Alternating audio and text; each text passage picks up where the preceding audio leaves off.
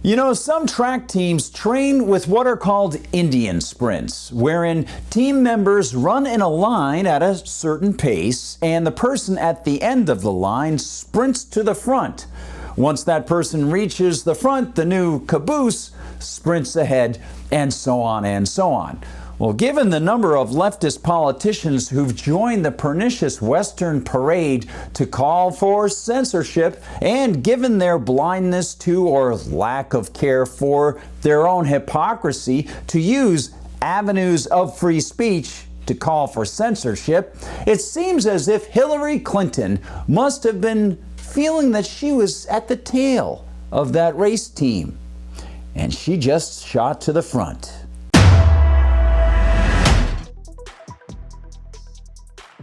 Hi everyone, I'm Gardner Goldsmith for MRC-TV, and here's the story.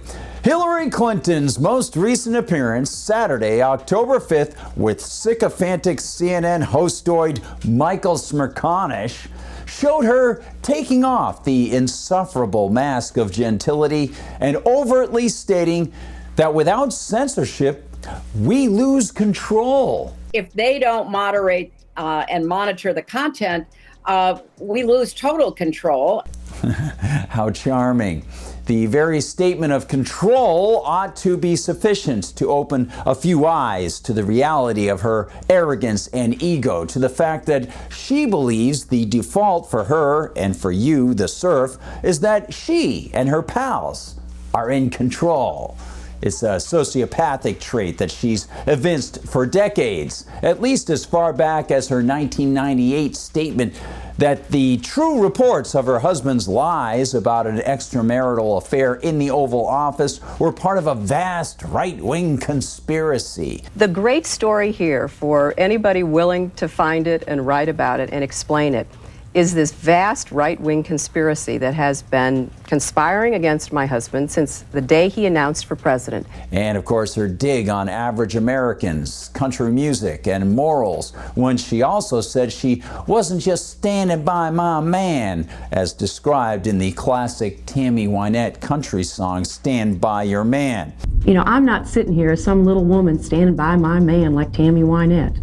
I'm sitting here because I love him, and I respect him, and I honor what he's been through and what we've been through together. And that trend continued with her flip 2011 CBS recorded remark about the unconstitutional extrajudicial murder of Libyan President Muammar Gaddafi, when she joked to a nonplussed Leslie Stahl, "We came, we saw, he died."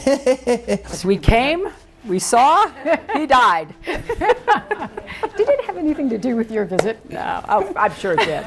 And that Hillary pattern continued with her claims of Russian interference, as her campaign was tied to the bogus anti-Trump agenda of conjuring up a Steele dossier that opened the unconstitutional doors to the feds spying on the Trump campaign, and continued even further thanks to her cozy relationship with the DNC in 2016, seeing her campaign get CNN debate questions before her debate against Bernie Sanders. Yeah, that's right. And then it continued with her basket of deplorable swipe at Americans who they just might, be fearful of her odious and incessant windbaggery taking another political office. You could put half of Trump's supporters into what I call the basket of deplorables.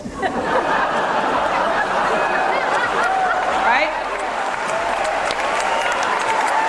The racist, sexist, homophobic, xenophobic, Islamophobic, you name it. And as folks like Tim Walz and John Kerry and Kamala Harris teed up their own anti-speech, pro-censorship drivel, Hillary made sure to join fawning Rachel Maddow a while back. Yes, Rachel Maddow, who seemed to adore the idea that Clinton suggested.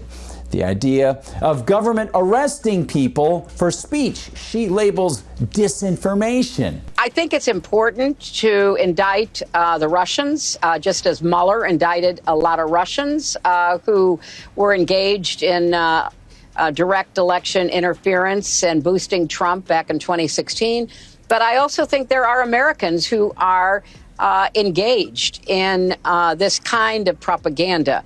And whether they should be civilly or even in some cases criminally charged is something that would be a better deterrence, because the Russians are unlikely, except in a very few cases, to ever stand trial in the United States. Well, her new race to the front of the censorship parade saw Clinton tell Smirconish, "We need national action."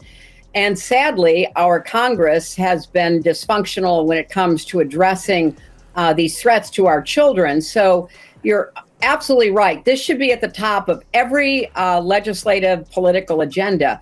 There should be a lot of things done. We should be, in my view, repealing something called Section 230, which gave platforms on the internet immunity because they were thought to be just pass-throughs, that they shouldn't be judged for the content that is posted.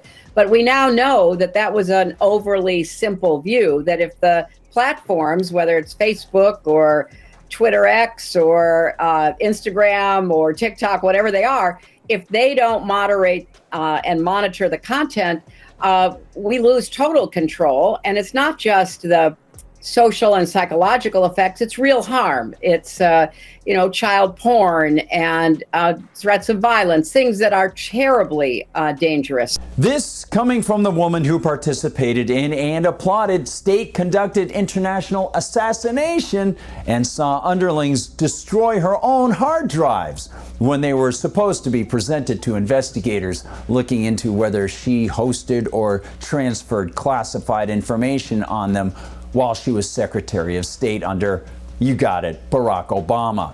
It's a good thing that she has such a consistently strong hold on honesty, isn't it? And of course, let's not forget the fact that she mentioned TikTok and the Biden administration pushed to ban or force the sale of TikTok, but only after the Harris campaign continues using it until the presidential election is over. They're lovely people, aren't they? Well, digging deeper into her fatuous statement to Smirconish, Clinton seems to reach for a pretense of knowledge by referring to Section 230, which offers us the extra big lesson we can take from her unctuous utterances. Clinton means Section 230 of the 1996 Telecommunications Act, which provides legal protection for websites or internet providers.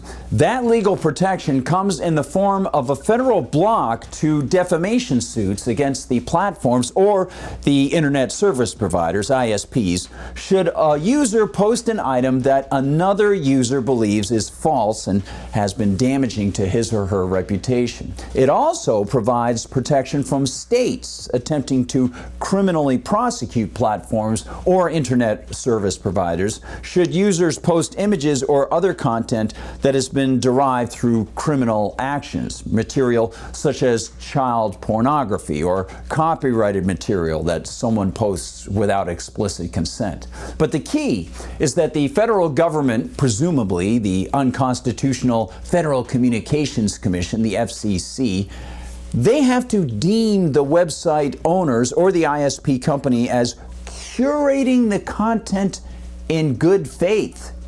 Well, that clearly is something that Hillary Clinton wants to define herself via the bureaucracy at the FCC based on what she believes is appropriate, truthful, or politically advantageous. Oh yes, she'll determine what's in good faith.